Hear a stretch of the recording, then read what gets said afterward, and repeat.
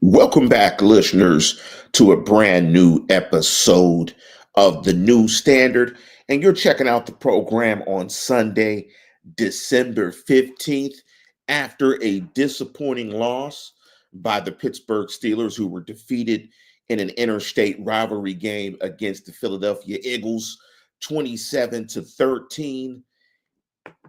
First thoughts before we jump into the breakdown. Please like and subscribe to the program. Please provide your support for the program during the holiday season. Hit me with that like and that subscribe. Also, before we jump into the show, the pod will be out later this week as Steelers Freak hops into the show with the expletive to get us going. Ass. It's Steeler Freaks. His foray into the chat. Let me jump into this real quick.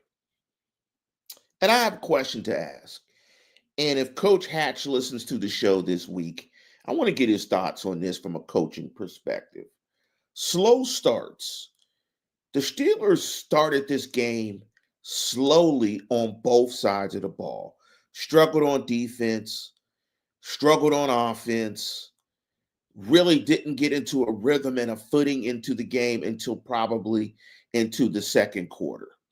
But I'll disagree with Steelers Freak until they beat a tier one team. Well, they have 5 wins over teams. They have the most wins of any team in the National Football League over teams that are 500 and over. They have, I believe, 5 or 6 victories. And I think the target of, when fans say, I won't believe until they beat a tier one team. I think that target moves differently. I guess Steeler Freak, and I can ask because he's listening to the program. I guess Baltimore isn't a tier one team. Maybe Baltimore is a tier 2 team. Some of that, when it comes to tier 1 and whatever, that's eye of the beholder. They're a quality football team. They got beat by the better team today. In fact, they didn't just get beat. They got that ass whooped. They got dominated in this game. But I thought it was going to be a tough game for them to win anyway, particularly with no Pickens. And it looked like it was no Pickens, no chance. And I think that is very alarming for the Pittsburgh Steelers, that if they don't get George Pickens healthy, they're not going to advance. Hell, they might not win another game this year if they don't get him healthy. Now, it turns out that Patrick Mahomes got banged up, and it seems like he's week to week, got banged up against Cleveland. But you can clearly see, or the question I want to ask before I jump into more, the question I want to ask Coach Hatch out there is, what do you attribute slow starts to mostly? Is it a lack of execution? Is it bad game planning? What is it? Because they started off slowly, and they're intending to start off slowly on the offensive side of football the last few weeks, and it's becoming a pattern. So I want to ask Coach Hatch, are slow starts, do you attribute it mostly to coaching, bad game planning? What is it? Because they're not starting off fast. They got into a little momentum. And so I want to get Coach Hatch's standpoint and his thoughts on that. But definitely we could see that this offense is going to struggle with no Pickens. With no Pickens, there's no chance. They have no explosiveness in their offense. And the best thing that they do on offense is throw the ball and take deep shots with Pickens and some of the other wide receivers. Also, I think this was a game where the inconsistency in the run game showed up. They needed to be able to lean on some other things, particularly the run game, and that didn't show up. And I was surprised that they did not target Freiermuth a little bit more. I thought the touchdown pass to Freiermuth in the end zone was a nice layered ball by Russ, but they got their ass whooped in this game. They got their ass whooped, and we're going to get to that. Edward James Garner, my comments about Najee Harris and the winners and losers of the program. the big thing, though, going into a short week, playing and coming back around, playing on the road again in a short week against Baltimore next Saturday, is the TJ Watt injury. And I'm sure we will get more information on his injury and the status of his injury later in the week. But that's big. If TJ's not out there, it makes it just even harder for them to go on the road and beat a Baltimore team. And I think they're probably going to be underdogs on the road. And I want to save some of these comments. And I'm going to jump into this comment from Marcus J. I'm going to save this comment to a little bit later, and we'll talk about that in the winners and losers, segment in the show. But I want to jump into the numbers don't lie segment of the show. And from a numbers perspective, this is one of the most lopsided games you will see in the National Football League. Let's just start with time of possession. And we're going to round this up so it sounds better. Philadelphia had the ball for 40 minutes to the Steelers' 20. Let me say that again. 40 minutes to the Steelers' 20. They had the ball for almost 2 quarters more than the Steelers. That is an absolute ass whooping. Let's jump into some other numbers. First downs. They doubled the Steelers. The Eagles had 26 first downs to the Steelers' 10. In terms of third down conversions, Steelers were 3 of 10. The Eagles were 10 of 17. They had more third down attempts, and they converted more third downs, or just as many third downs as the Steelers did first downs. Total net yards. Philly had 400 to the Steelers. Let me say this again. 163 total net yards of offense. Offensive plays. They ran 36 more plays than the Steelers. They ran 77 plays to the Steelers' 41. Rushing net yards, doubled the Steelers there, 131 to 56. Passing net yards, 270 to 107. Total domination. Numbers do not lie. They got their ass completely whooped in this game. I mean, they got that ass super whipped in this game. And I want to transition to the winners and losers. The obvious winner, I think, in this game, well, maybe not obvious winner. I think the winner in the game, although there weren't many, I think TJ Watt played very well, I thought, until he got hurt. I thought TJ going up against Landon Dickerson, I think that's a tough matchup for anybody. And I thought TJ acquitted himself very well in the matchup. And I thought he was a force in the game at times. Or as much as you could be a force in a game where you get your ass tapped as bad as they got their ass tapped. Another winner in the game, I thought Frazier and McCormick, Raekwon and Ghost from Wu-Tang played very well against the interior of the Philadelphia Eagles line. I think you did not see Carter wreck the game, although the game got wrecked in a variety of other different ways. But I never would have thought if Saquon Barkley has 65 yards rushing that the Steelers would get dominated like they got dominated. They got their ass whooped. And I want to say that over and over and over again, just to illustrate just how bad they got beat. In terms of losers, well, the obvious loser is Najee Harris. And that makes me jump into the comment from Marcus J.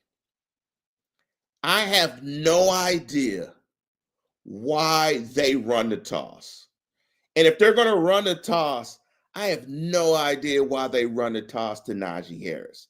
I think the run that they run best is the inside zone run, and they run the traps very well.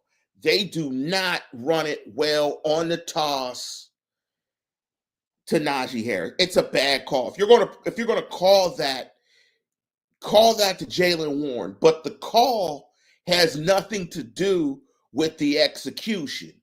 Even if you call the play, you still need to execute the play without turning the football over. And I think that was the major turning point of the game. Steelers had a nice drive going, down 20-13 at the time. Got to hold on to the football. Got to hold on to the football. Let me jump into this comment from Grayson. What's up, Big Grayson? That stadium has the Steelers snake bitten. The game felt one-sided on all fronts. Refs, field, players, and Najee's fumble killed the game. It absolutely killed the game, and Najee is the big loser in the game. This was a game in which it was just pretty ugly. It was pretty ugly. Let me jump into this comment from EJG. Yikes. We need TJ and George healthy next week. Absolutely. You don't have those two guys. The division is tied. And I'm not sure who has the tiebreaker if they lose next week to Baltimore. But yes, they need TJ and Pickens. Absolutely. Number 3. EJG said, we won chips while still losing ugly in Philly. Oh, well. I mean, it's just a game. I mean, they lost the game. This wasn't one that they had to have. However, it would have gave them some wiggle room going on the road and playing a tough Ravens team where games are always settled by the slimmest of margins. Let me jump into this comment from Anthony Picano. It's the same stupid play calling on offense that takes us 2 quarters to figure out how to score. It's pathetic. And that's the perfect segue to the other losers for the Steelers in the game. And that's Arthur Smith and Tara Austin. I'm not sure what the plan was, but whatever the plan was, neither of the plans worked on either side of the football. That's why I asked at the top of the program, and if Coach Hatch is on the program, slow starts. And they started slow on both sides of the ball. But man, this was an ass whooping. I mean, this is a team. That's why the time of possession number is so incredible to me, because this is a team that typically wins the time of possession battle by a lot in games, like a lot. But in this game, that wasn't the case. Some other numbers, just to look at some numbers that are interesting. Russell Wilson had 1 fewer yards rushing than Najee Harris. Najee ran it 6 times for 14 yards. Russ ran it 4 times for 13 yards. And Jaylen Warren ran it 4 times for 12 yards. You're not going to win many football games that way. That's just not going to happen. And the Steelers just couldn't get out of their way as well. I mean, they were getting dominated on both sides of the ball. This is a bad loss. But going into a Raven game, if they can get everybody healthy, you want to go into this Raven game with the taste. The only thing I can say positive is the taste of getting your ass whooped like this. I think this type of ass whooping hopefully will set a fire in that building with all the coaches and all the players knowing how much is at stake coming up this Saturday. But Philadelphia in this game was clearly the better team, and it looked like that. I mean, some of these numbers are just incredible. I mean, you're not going to see too many games in which a team gets 16 more first downs than another team, where they double them and get 6 additional. I mean, they almost tripled the Steelers in terms of first downs.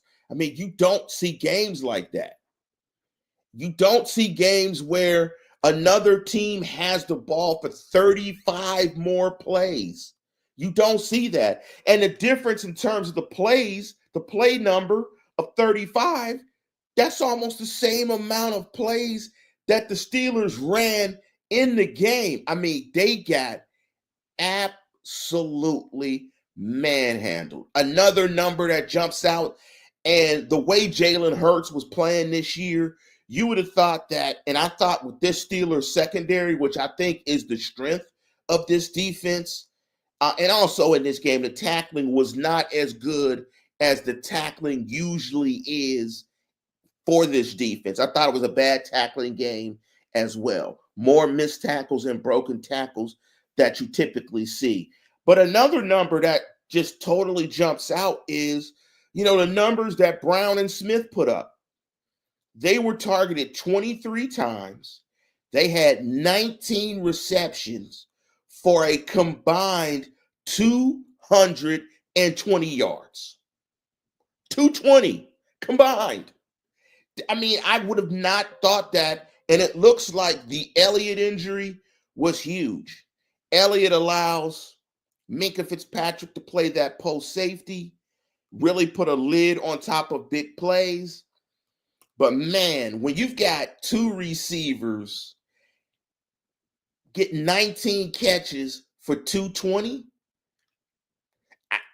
I mean, there's not much you could say other than we'll tip our hat to you guys and we'll get on and move to the next one.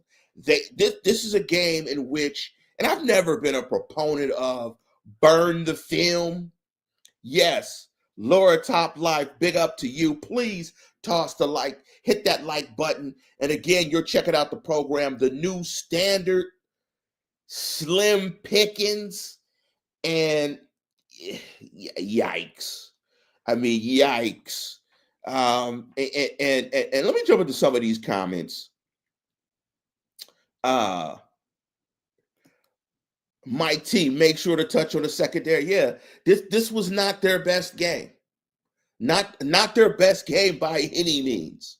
Not when you have their 2 wide receivers get loose like that. And you could clearly see that the focus of the defensive game plan was putting a lid on Saquon Barkley. Unfortunately, they couldn't stop the wide receivers or get a ton of pressure and make it uncomfortable for Jalen Hurts. Let me jump into this comment from Sean Manahan.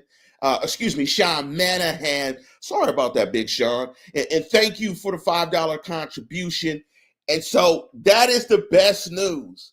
It turns out, and I don't typically follow this type stuff right now because still a lot of football to play, that the Steelers have clinched a playoff berth today. And Sean, if you're listening to the program, please explain how the Steelers clinched the playoff victory. I guess it's probably because I'm guessing Indianapolis lost, and the way everything turns out and works out, that the Steelers will probably, get into the playoffs just because some tiebreaker or something, or some mathematical equation or something. Big up to Ronald Blake, who chimed into the program. Thanks, Ron, for hopping in. And I think you sound like a new listener. If you're a new listener, Mr. Blake, please hit the like and subscribe button. Fundamentals. Absolutely. And I was surprised that they did not tackle well. In fact, I have been championing them and really giving them their props on how well they've tackled this year. And so Sean chimed in and said 10-7 makes the playoffs.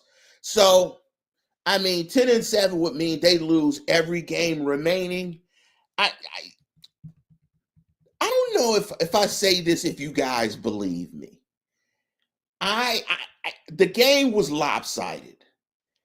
I still think though, if Pickens plays, that game is a bit different. I thought they were going to get back into it until the Najee fumble. Um, just a tough one, tough place to play, tough place for the Steelers to win. I'm not so certain that the Steelers are as bad as the stats suggested. It was just one of those ones. They got that ass whooped. And sometimes that happens. I mean, look at the Buffalo Bills, who are going to go in Detroit and get a victory. You know, they gave up 40-something points to the Rams. They come in to Detroit and they beat Detroit and put up 45 against arguably the best team in football. Sean Manahan made a great point as well. Eagles played better bully ball. They beat the Steelers up. And you could see that the defense was really gassed. I mean, when another team plays 40 minutes, I mean, when you can't get teams off the field 10 of 17, I mean, you're going to get smacked. You're going to get smacked, and it is going to show.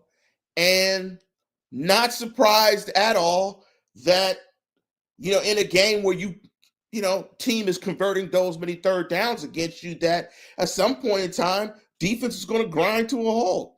And the offense couldn't do anything in terms of keeping the ball to protect them. So, when you have under 200 yards of offense, 160 something yards of offense, 163, 107 net passing yards. And a third of that was on one play to Calvin Austin. And Calvin Austin, I could say, was a winner in the game as well. 5 targets, 5 receptions, 65 yards, had a long of 31. Just think of that, listeners. 107 net passing yards. 31 of those came on one play. Yikes. This is great teaching tape for these guys this week. If they don't come out fired up to play against the Ravens after getting embarrassed like this, then it's a true testament to what they are. And it's not what we think they are. I think a lot of us think they're a solid football team. I think they can bounce back from this. I think it'll be a very tough game against the Ravens. They played Lamar very well. They tend to have a very good plan against Lamar. So I have confidence that they can go on the road and play much better. And Sean is hilarious. Maybe this was a trap game. Yeah, a kick in the ass trap game. Maybe that's the type of trap game it was. They got blasted in this game. I'm not overly surprised. This was not one that I thought that they would win. I did not think it would look like this. I wasn't high on them being able to win the game without Pickens playing.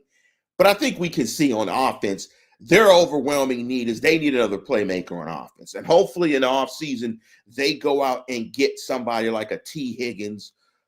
And none of this Twitter stuff, go sign Odell Beckham. No, they don't need an Odell Beckham. They don't need another journeyman wide receiver in this wide receiver core.